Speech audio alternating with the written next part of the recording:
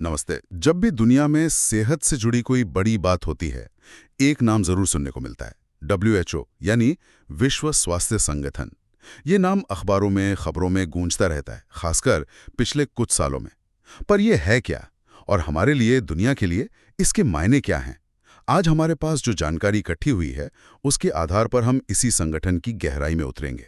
हम देखेंगे कि ये कैसे बना, इसका असली मकसद क्या है, ये जमीन पर काम कैसे करता है, और वैश्विक स्वास्थ्य के ताने बाने में इसकी जगह कहाँ है। तो चलिए इस जानकारी को परत दर परत खोलते हैं।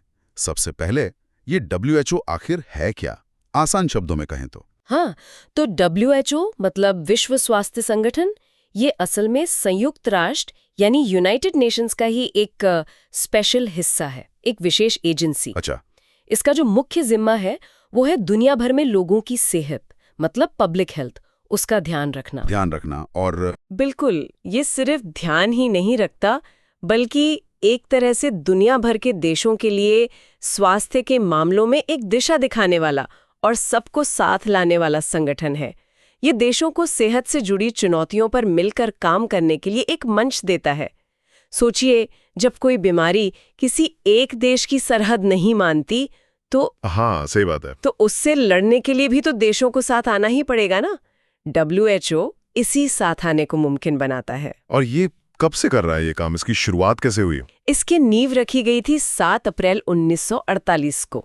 1948। हाँ, और इसी तारीख से जुड़ी एक दिलचस्प बात है, हर साल 7 अप्रैल को विश्व स्वास्थ्य दिवस मतलब वर्ल्ड हेल्थ डे मनाया जाता है। अच्छा, हाँ, सुना है। तो ये सिर्फ WHO का जन्मदिन नहीं है, बल्कि ये दिन हमें याद दिलाता है कि अच्छी सेहत दुनिया के हर इंसान का हक है और ये कितनी जरूरी है। इसका हेडक्वार्टर स्विट्जरलैंड के जिनेवा शहर में है, जहाँ कई और बड़े अंतर्राष्ट्रीय संगठन भी मौजूद हैं। 1948 यानी दूसरे विश्व युद्ध के ठीक बाद।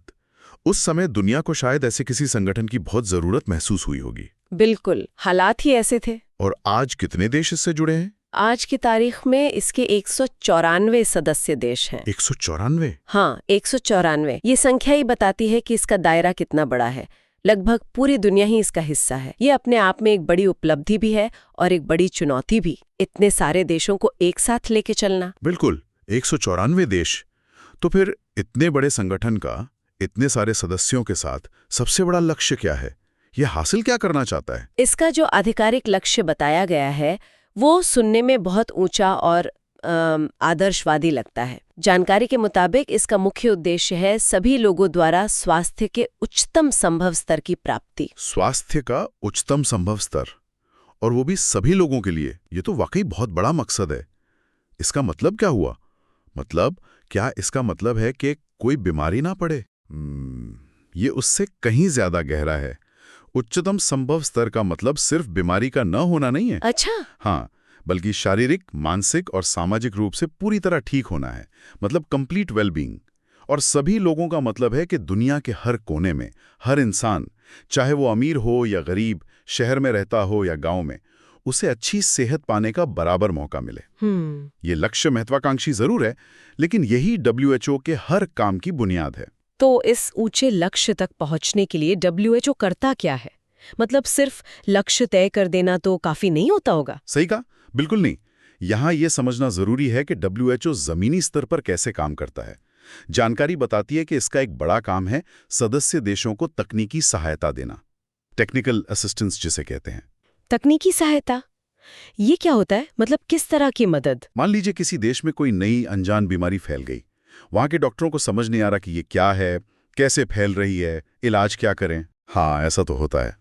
ऐसे में WHO अपने विशेषज्ञों की टीम भेज सकता है, लैब टेस्टिंग में मदद कर सकता है, इलाज के तरीके सुझा सकता है। ये सहायता सिर्फ सलाह देना नहीं, बल्कि अक्सर इसमें क्षमता निर्माण भी शामिल होता है, मतलब उस देश के अपने स्वास्थ्य सिस्टम को ही मजबूत बनाना। यानी ये सिर्फ मछली देना नहीं, मछली पकड़ना सिखाने जैसा काम भी है। बिल्कुल बिल्कुल वही बात है। इसके अलावा WHO स्वास्थ्य से जुड़ी नीतियां बनाने में भी देशों की मदद करता है। ये रिसर्च और अनुभव के आधार पर गाइडलाइंस जारी करता है, जैसे कि किस बीमारी के लिए कौन सी दवा ज्यादा असरदार है या बच्चों को कौन से टीके कब लगने चाहिए। अच्छा, हाँ, जैसे वैक्सीनेशन शेड्यूल वगैरह। हाँ बिल्कुल, ये एक तरह से स्टैंडर्ड सेट करता है और ये लगातार दुनिया भर में सेहत के रुझानों मतलब हेल्थ ट्रेंड्स पर नजर रखता है। कौन सी बीमारियां बढ़ रही हैं, कहाँ लोगों की उम्र बढ़ रही है, कहाँ मौतें ज़्यादा हो रही हैं, क्यों हो रही हैं। इस डेटा का विश्लेषण करके ही भविष्य की योजनाएं बनाई जाती हैं। ये तो हुई नीति और सलाह की बात।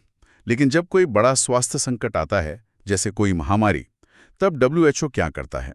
हमने हाल के सालों में देखा है कि ऐसी स्थितियां कितनी भयावह हो सकती हैं। यहीं WHO की एक और अहम भूमिका सामने आती है। स्रोत बताते हैं कि ये स्वास्थ्य संबंधी खतरों, खासकर महामारियों के खिलाफ वैश्विक प्रतिक्रियाओं का समन्वय करता है। कोऑर्डिनेशन। हाँ, जब कोविड-19 फैला तो दुनिया भर में जानकारी साझा करने, वैक्सीन विकसित करने और ज़रूरी सामान जैसे मास्क, वेंटिलेटर, इन सबको पहुंचाने में समन्वय की ज़रूरत पड़ी। WHO ने इस समन्वय में केंद्रीय भूमिका निभाने की कोशिश की। ये काम आसान नहीं होता क्योंकि हर देश की अपनी ज़रूरतें और प्राथमिकताएं होती हैं। हाँ, और जानकारी के अनुसार इस समन्वय का सबसे मुश्किल हिस्सा सिर्फ लॉजिस्टिक्स नहीं, बल्कि अक्सर अलग-अलग देशों की राजनीतिक प्राथमिकताओं और हितों में तालमेल बैठाना होता है। ये हमने हालिया महामारियों में साफ देखा भी। हाँ, ये एक बहुत बड़ी चुनौती है। WHO संक्रामक रोगों मतलब इन्फेक्शियस डिजीजेस के खिलाफ लड़ाई का नेतृत्व करता है। स्रोत कुछ जानी पहचानी बीमारियों का जिक्र करते हैं जिनसे WHO दशकों से लड़ रहा है, जैसे HIV एड्स, इबोला, मलेरिया और तपेदिक यानी TB। ये तो बड़े नाम हैं। जी, ये वो बीमारियां हैं जिन्होंने लाखों जानें ली हैं और WHO इनके खिलाफ वैक्सीन, दवा और रोकथाम के उपायों को दुनिया भर में पहुंचाने के लिए काम करता है। कोविड-19 इस सूची में एक नया और बड़ा नाम जुड़ गया है। ये संक्रामक बीमारियां तो अक्सर खबरों में रहती हैं, लेकिन क्या WHO का काम यहीं तक सीमित है? आजकल तो वो लाइफस्टाइल से जुड़ी बीमारियां भी बहुत बढ़ गई हैं। आपने बिल्कुल सही मुद्दा उठाया और ये दिखाता है कि WHO का काम कितना व्यापक है। जानकारी स्पष्ट करती है कि WHO का ध्यान सिर्फ संक्रामक बीमारियों पर ही नहीं है, या गैर संक्रामक रोगों यानी नॉन कम्युनिकेबल डिजीजेज या NCDs जैसे दिल की बीमारियां, कैंसर, डायबिटीज और सांस की पुरानी बीमारियों पर भी उतना ही जोर देता है। अच्छा, ये NCDs वाला पहलू दिलचस्प है, क्योंकि ये बीमारियां फैलती नहीं, फिर भी दुनिया भर में मौत का सबसे बड़ा कारण बन गई हैं। हाँ बिल्कुल, और इसीलिए WHO इन पर रोकथाम, शुरुआती पहचान और मैनेजमेंट के लिए रणनीतियां बनाने में देशों की मदद करता है। इसमें तंबाकू नियंत्रण, शराब के हानिकारक इस्तेमाल को कम करना, स्वस्थ आहार को बढ़ावा देना और शारीरिक गतिविधि को प्रोत्साहित करना शामिल है। अच्छा, ये एक तरह से भविष्य की स्वास्थ्य चुनौतियों से निपटने की तैयारी है, क्योंकि जैसे जैसे लोगों की जीवन शैली बदल रही है, इन बीमारियों का बोझ बढ़ रहा है। बीमारियों से लड़ने के अलावा क्या WHO स्वास्थ्य सेवाओं को आम लोगों तक पहुंचाने में भी कोई भूमिका निभाता है? हाँ, क्योंकि अच्छी सलाह या नीतियां तब तक बेकार हैं जब तक लोगों को इलाज ही ना मिले। मजबूत करने पर है। इसका मतलब है ये सुनिश्चित करना कि हर किसी को जरूरत पड़ने पर अच्छी गुणवत्ता वाली स्वास्थ्य सेवाएं मिल सके बिना किसी आर्थिक कठिनाई के। इसी को सार्वभौमिक स्वास्थ्य कवरेज या यूनिवर्सल हेल्थ कवरेज UHC कहा जाता है। UHC, universal health coverage. हाँ, ये सिर्फ डॉक्टरों और अस्पतालों तक ही सीमित नहीं है। तो इसमें और क्या शामिल है? इसमें प्राथमिक स्वास्थ्य देखभाल यानी प्राइमरी हेल्थ केयर को मजबूत करना शामिल है, ताकि लोगों को उनके घर के पास ही बुनियादी स्वास्थ्य सेवाएं मिल जाएं। जानकारी ये भी बताती है कि इसमें स्वास्थ्य कर्मियों, डॉक्टर, नर्स, आशा कार्यकर्ता को बेहतर ट्रेनिंग देना और उनकी संख्या बढ़ाना भी शामिल है। साथ ही अस्पतालों और क्लिनिकों की क्षमता बढ़ाना, जरूरी दवाएं और उपकरण उपलब्ध कराना, ये सब स्वास्थ्य प्रणाली को मजबूत करने का हिस्सा है। आखिरकार एक अच्छी इमारत सिर्फ डिजाइन से नहीं, मजबूत नींव और ईंटों से बनती है। यहाँ वो ईंटें हैं प्रशिक्षित स्वास्थ्यकर्मी और बेहतर सुविधाएं।